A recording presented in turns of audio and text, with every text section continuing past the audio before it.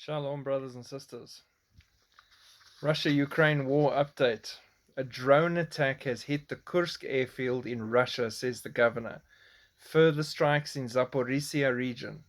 After Russia fired roughly 70 missiles through Monday at civilian areas ostensibly targeting energy infrastructure, Ukraine has retaliated with strikes on Putin's air bases. Ukrainian forces used drones to strike the two air bases hundreds of miles inside Russian territory. They admit that Zelensky's forces could have managed to cross over the border. On Monday, Engels 2 airbase and the Diaghilevo airbase, both in western Russia, and housing strategic bomber fleets used by Putin to bomb Ukrainian cities, were struck by what the MOD claimed were Soviet-made drones. Huge plumes of smoke have poured out of the damaged Russian fuel trucks located in the Kursk region. The Russian military bloggers reported at least 2 Tu-95MS missile carriers destroyed in the Engels 2 airbase. Ukraine has not claimed responsibility for the attacks, but Russian officials accused their opponents of attempting to strike. It sounds like a strike to me, not an attempted strike, but anyway.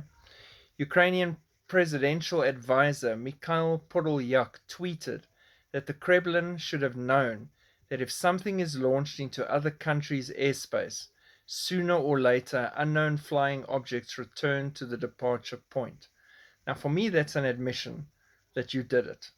It's in your face. Come on. Why would you make a statement like that if it wasn't you? You'd keep quiet and hope that the real person stands up. So anyway. The Russian Ministry of Defense claimed the drones had been intercepted, but debris from the collisions had fallen on the airfield and caused explosions. 3 Russian soldiers have been killed by the strikes and 4 others injured. This was not debris, especially if 2 bombers were whacked. This was a direct strike.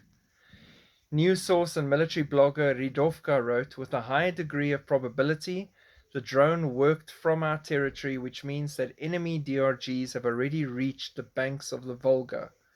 If the drone came from Ukraine, our enemy already has technology with a range of 1,000 kilometers, which means Moscow is under attack.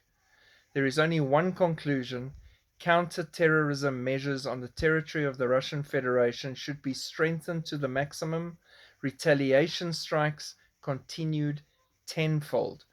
Now, they have immediately started retaliation strikes of hundreds of missiles, and we'll see what else they do in the weeks ahead. I mean, they've pretty much knocked out all of the energy infrastructure, water, power, everything as they head into winter. So remember to keep civilians in prayer as we watch and wait and see how this unfolds further. Because, again, the bear is being poked repeatedly and now closer to Moscow.